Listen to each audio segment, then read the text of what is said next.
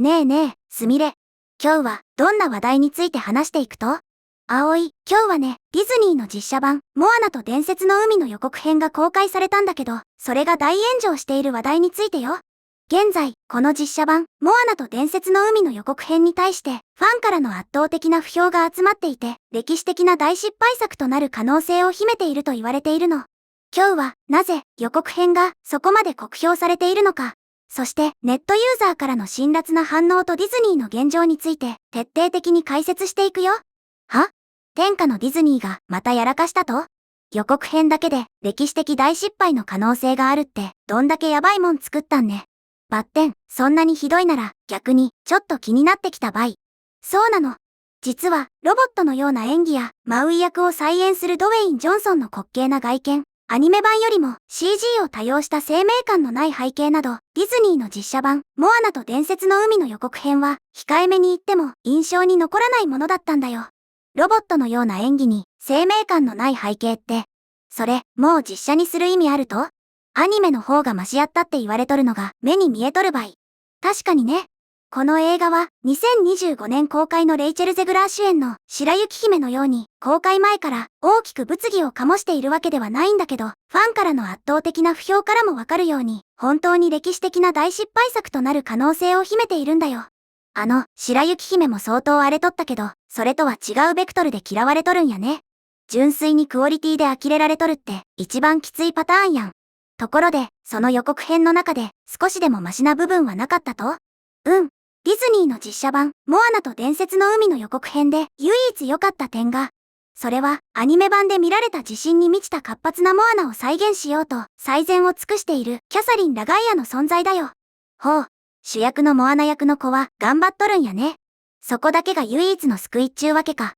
そうなの。ただ、予告編は明らかにこの実写版がアニメ版をショットごとに忠実に再現していることを示唆しているの。これってファンが当初から懸念していた事態なんだよ。アニメの映像をそのまま実写でなぞるだけなら新しい驚きもなんもないやん。ほんならアニメ見ればよかろうもんってなるのは当たり前ばい。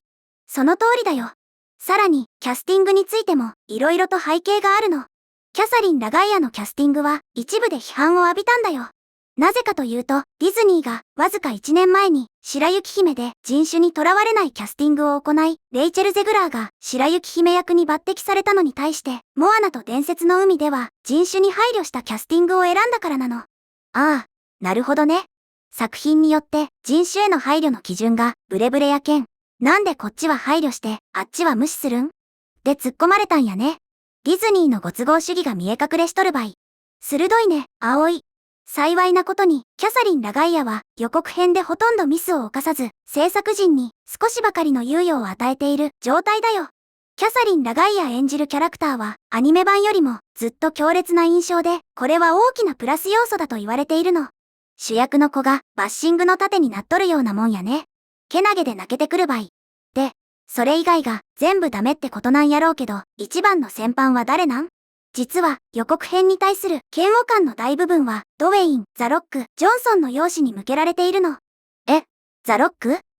筋肉ムキムキのおっちゃんやろ？アニメ版でもマウイの声やっけ？そのまま実写でもやるならぴったりやん。何があかんかったと？それがね、以前公開された撮影現場の写真では、ドウェイン・ジョンソンが実写版映画でマウイ役を演じるにあたり、筋肉を強調するためにボディースーツを着用している姿が映っていたの。ドウェイン・ジョンソンは、また、トレードマークの坊主頭ではなく、カツラを着用しているんだよ。はぁ？ザ・ロックが筋肉のボディースーツ着とると？自分の筋肉で勝負せんかい。しかもズラって、コントでもやっとるんか。本当にそう思っちゃうよね。ボディースーツは、ドウェイン・ジョンソンの体に施された、マウイのタトゥーを見事に再現しているものの、彼の外見については、そうとは言えないんだよ。カツラのせいで場違いに見えるだけでなく、ドウェイン・ジョンソンはふっくらとしたマウイとは似ても似つかないし、身のこなしも全く不自然なの。ムキムキなだけでマウイ特有の愛嬌あるふっくら感がないんやね。そりゃあ、ただのコスプレしたドウェイン・ジョンソンにしか見えんやろうね。そうなの。それに外見だけじゃなくて、彼のジョークは精彩を欠き、声もかすれているため、アニメ映画で印象的だった狡猾な半身とは全く似ても似つかないキャラクターになっているんだよ。いつものように、この映画もディズニーの政治的正しさへのこだわりが色濃く反映されているようだとも言われているの。声までかすれとるって、もうおじいちゃんやん。マウイのあのパワフルでちょっと調子に乗っとる感じがないなら、それはもう別のキャラクターばい。そりゃあ、ファンも怒るわ。ネットの反応はどうなっとると？予想通り、予告編のコメント欄は様々な感情が入り混じっており、ほとんどのファンは予告編を酷評したり、完全に否定したりしているよ。中には、ディズニーがいつまでこの予告編へのコメントを許可し続けるのか疑問に思う人もいるくらいなの。あまりにも荒れすぎてコメント欄が閉鎖されるんじゃないかって心配されとるんやね。草も生えんばい。具体的にどんなコメントが来とると？例えば、実写リメイクなのに 90% がアニメーション、さすがディズニーというコメントがあるよ。痛烈やね。さっきすみれが言ってた CG を多用した生命感のない背景への皮肉やろ？実写の意味を根底から否定しとるばい。他にも CG アニメーションに実在の人物を登場させるようになったのが気に入ったというものすごく皮肉の効いたコメントもあったんだよ。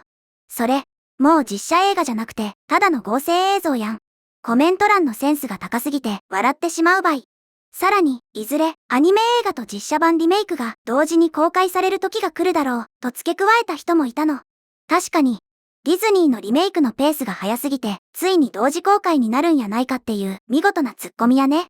そして、過去の作品を引き合いに出して、実写版、白雪姫は、ディズニー映画史上最も嫌われている作品の一つだ。ディズニーは見なかったことにしようと言っていると、ディズニーが過去の過ちから学ぶことができないことを指摘した人もいたよ。全く反省しとらんってバレバレやん。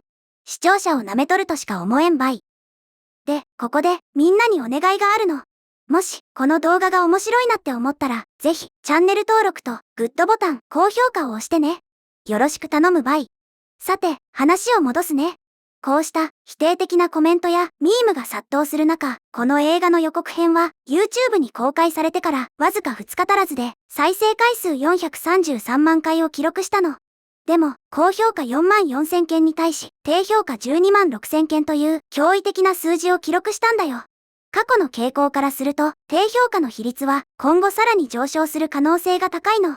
公開2日で低評価がダブルスコア以上って、地獄やん。これじゃあ、炎上商法にすらなっとらんよ。実は、ディズニーの実写版、白雪姫は、予告編がこれほどまでに酷評された最後のディズニー映画だったの。同作は、YouTube 史上、最も多くの低評価を獲得した作品の一つであり、再生回数2190万回に対し、高評価は、わずか8万3000件にとどまっているんだよ。劇場公開では採算が取れず、ストリーミング配信の好調な結果に救われるまでは、ディズニー史上最も高額な失敗作の一つになるかに思われたの。劇場で大爆死したのをネット配信で無理やりごまかしたってことやね。そんな惨状やったのに、なんでまた、モアナで同じ過ちを繰り返そうとしとると？一方で、成功例もあるの。ディズニーが2025年に公開した2作目の実写リメイク作品、リロ&スティッチは、劇場興行収入が10億ドルを突破し、その年の最高興行収入作品の一つとなったんだよ。ディズニーは明らかに、モアナの実写リメイク版が後者のように好評を博することを期待していたの。でも、予告編の数字は、そうではないことを示しているんだよ。リロ&スティッチがたまたま当たった件、よし、モアナもいけるやろ、って安易に考えたってわけね。完全に川山用が外れとるばい。そうなの。それに、この状況を難しくしている要因があるの。2016年版のアニメ版、モアナと伝説の海も10年前の作品であり、実写版、モアナと伝説の海には、そうした余裕がないんだよ。特に、モアナと伝説の海2が公開されてから、まだ2年も経っていないことを考えると、なおさらなの。ちょっと待って、公開から2年？それで実写化って早すぎん？アニメの感動が、まだ、みんなの頭の中に新しく残っとるのに、わざわざ実写で上書きしようとする意味がわからんばい。まさにそこなの。アニメ版の記憶がまだ鮮明で、グラフィックも最新鋭であるだけに、実写版の出来が悪ければ、ディズニーは、フランチャイズ全体にダメージを与えるリスクを負うことになるんだよ。そりゃ、そうやろ。思い出補正すらない状態で、中途半端な実写を見せられたら、元のモアナまで嫌いになってしまうかもしれんやん。なんで、そんなハイリスクなことするん？その疑問に対する答えとして、予告編に寄せられた、最も人気の高いコメントの一つが象徴的で、それが、他に何と言えばいいの？なぜこんなものが必要だったの？というものなの。当然ながら、このコメントに対する答えとして、お金という一つの答えで圧倒的に占められているの。結局、金か。まあ、企業や権、利益を追求するのは当然バッテン。露骨すぎるとファンは離れていく場合。人気 IP への投資は損失のリスクが低いことを意味するため、ディズニーは新しいストーリーに投資するよりも古い IP のリメイク版を多くリリースすることを好むんだよ。白雪姫は失敗に終わったけれど、この映画の問題は主にレイチェル・ゼグラーの発言によって引き起こされた PR 危機に起因するものだったの。だからディズニーは純粋な IP の力ならまだいけると信じているのかもしれないね。つまり、白雪姫がダメやったのは、女優の出現のせいで、リメイク路線自体は間違っとらんって思い込んどるってこと？現実逃避も甚だしい場合。新しい面白いお話を作ろうっていう情熱はもうなくなってしまったんやね。実写版リメイクに実質的な内容が欠けていることは、ディズニーの創造性のレベルがどれほど低下したかを如実に示していると言われているの。また、この映画は、ドウェイン・ジョンソンのキャリアの停滞も示唆しているんだよ。ザ・ロックのキャリアまで心配されとると？彼は2年に一度新作に出演しているにもかかわらず、ここしばらく説得力のある演技を見せていないの。だから今回のマウイ役の不評も彼の俳優としての評価に影響を与えるかもしれないんだよ。なるほどね。ディズニーの創造性の枯渇と主演俳優のスランプ。マイナスとマイナスが掛け合わさってとんでもないものが出来上がりそうばい。この圧倒的な不評の影響が映画に実際にどのような影響を与えるかは2026年7月10日に実写版モアナと伝説の海が劇場公開されるまでわからないの。本編が公開されたらもっと炎上するのか、それとも意外と映画本編は良かったってなるのか。まあ、ある意味で公開日が楽しみになってきた場合。ということで、今日はディズニーの実写版、モアナと伝説の海の予告編が大不評となっている話題について見てきたけど、みんなはどのように思ったかな？今回の動画の感想は、下のコメント欄で教えてね。もし、この動画が役に立ったと思ったら、高評価とベルマーク。チャンネル登録まだの方は、チャンネル登録もよろしくお願いします。では、また次回の動画でお会いしましょう。すみれの最新動画は左、おすすめ動画は右です。どちらも見てくれると嬉しいな。